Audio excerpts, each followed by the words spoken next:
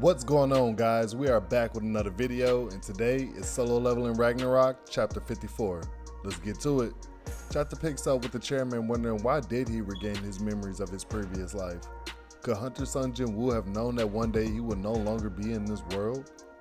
For a world that would be thrown into chaos by the great cataclysm? For the war that was to come?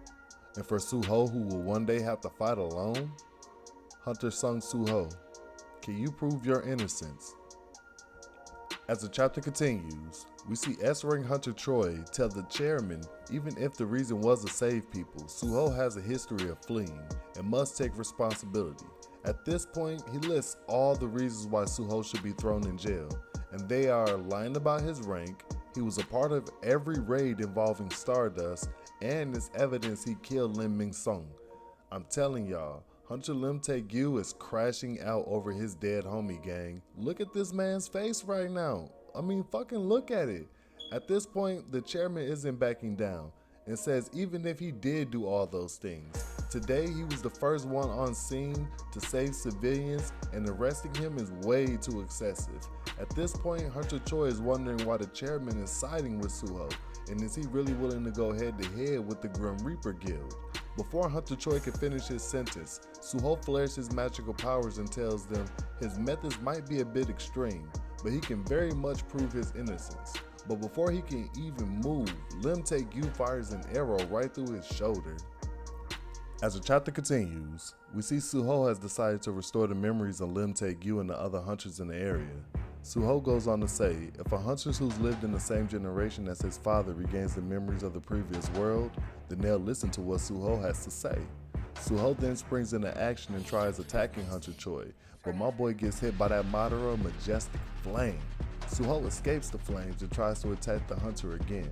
Soon as bro gets ready to fire off the nigga though, Park Do-jin and Miho sent him flying with a double roundhouse kick from both sides. But their attempt was in vain. Suho was able to restore his memories from the previous world, and at this point, Miho is a little bit worried about what Hunter Suho just did to Choi and Lim Tae-gyu, and tries to finish Suho off before any further damage can happen.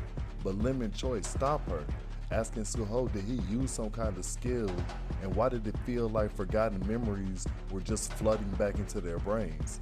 Hunter Choi goes on to say it's unbelievable to think you forget something like this until now, and asks Suho what exactly did he do to them. As the chapter starts to slow down, Suho tells them those are the memories from before the world was reset, and that the world has already been reset once. That's why peace could be maintained until the great cataclysm. Hunter Choi then asks, is the reset because of Sung Jin-woo? Hey, well hold on, I want y'all to remember something. Park Do-jin is standing right next to them while they are spilling crazy amounts of information. Like the information they are telling is golden for him right now. Suho goes on to say, Sung Jin-woo has always shouldered the burden of protecting the earth alone, and even now he's fighting them alone, and that the entire time he was just trying to help his father fight them. The chairman vouches that everything Suho said was true, and the reason he founded the association was because of the memories from before. We then get a narration from Suho saying, after that, I spoke with many hunters who had regained their memories. The invasion, the apostle of Itarim, the awakening of the drug Stardust. This leaves the S-Rank hunters shook, because they had no idea everything was connected to each other. The chairman then asks, why didn't Suho say anything until now? Suho says because his existence became known to Itarim and he didn't want to be viewed as a weakness to his father. At this point, Choi starts giving him a lore dump on his mom and how she was a hunter who was a part of his guild. As the chapter comes to a conclusion, we see Park Do-jin's inner monologue, and it says, you've made a bold move, Sung Suho. If I had been stronger, that surely would have been a bad move. For Suho to reveal himself without knowing my identity means his growth would outpace mine. He then declares Suho will be a decisive piece in the Great War, and letting Suho do as he please is something they cannot allow. At this point, Baek and Miho are confused as to what's going on, since she wasn't born in the other world and Baek's memories haven't been restored.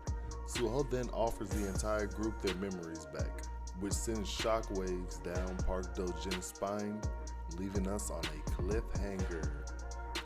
Man, chapter was fire. Like, literally, bro, they're dumping valuable amounts of information in front of Park Do-jin.